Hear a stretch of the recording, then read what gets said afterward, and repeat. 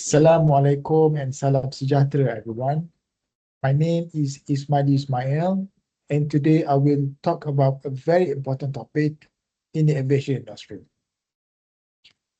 The title is Fuel Hedging, How Full Service Carrier Manage the Risk.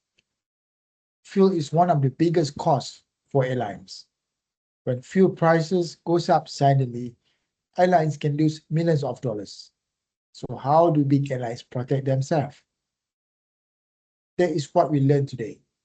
Let me start with some background. For example, during the 1970s oil crisis, airlines had no protections. They simply had to pay whatever the market asked. Many could not survive. So in the 1980s and the 1990s, smart airlines started doing something new. So they call it hedging.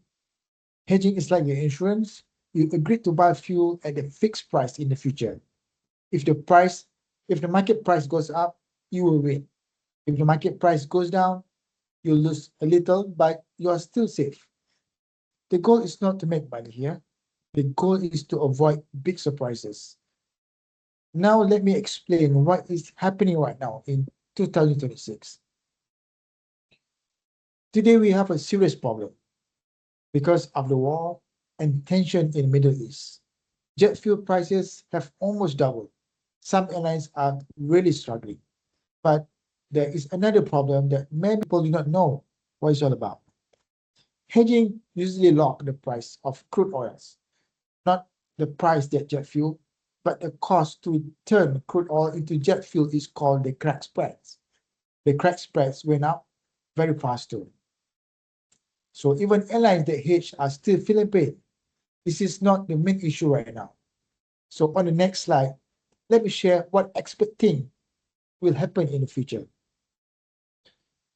Experts say airlines will keep hedging, but they will get smarter.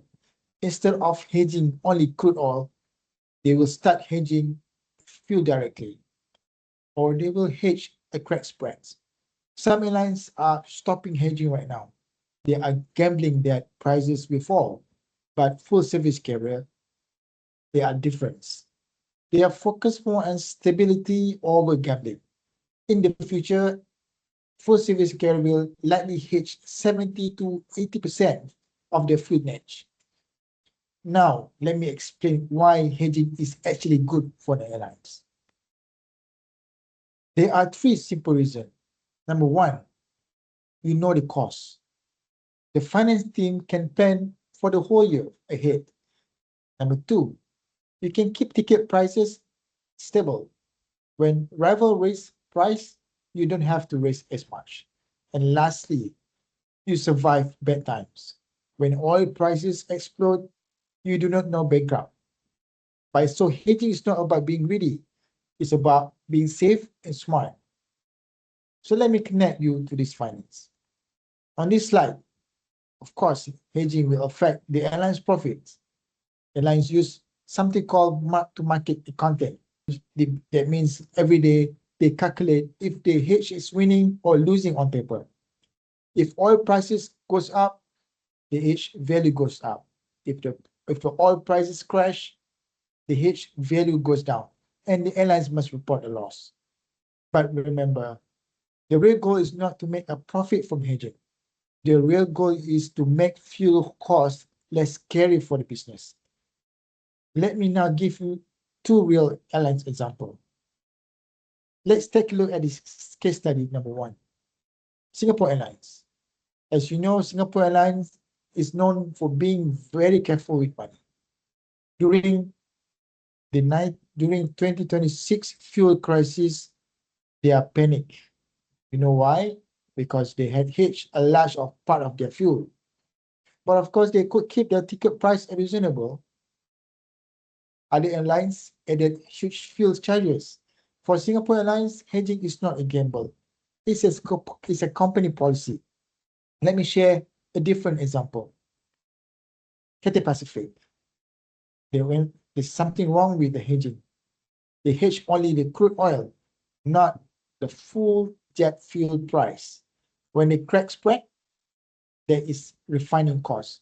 The price showed up, their hedge did not have enough. So they had to raise fuel surcharge by a lot to the passengers, and passengers feel the pain directly. For this teaches how important lesson you must hedge the right things ahead. Hedging crude oil is not the same as hedging jet fuel. I'll quickly summarize what we have learned today. First, fuel hedging is like insurance. It helps airlines avoid big surprises ahead. Second, the current issues in 2026 is that jet fuel prices and crack spreads have exploded. Even hedged airlines are struggling. Third, in the future, full service carrier will hedge more carefully, directly targeting jet fuel, not just crude oil.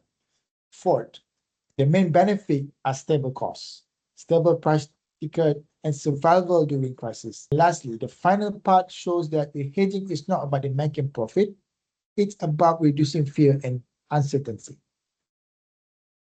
To close properly of these presentations, I want to leave you with these final thoughts. Airlines, no airlines can control the price of, but as a smart airlines can control how much the price hurt them. Fuel hedging is not perfect, but it's the best tool to have. Thank you very much for listening. Now, here are two questions for you to think about. Question number one, if you were the boss of airlines, would you hedge 80% or fuel to be safe or 20% to take a risk? Why? And question number two, should airlines to keep prices stable for passengers? I look forward to hearing your answers. Thank you again and have a great day. Thank you very much.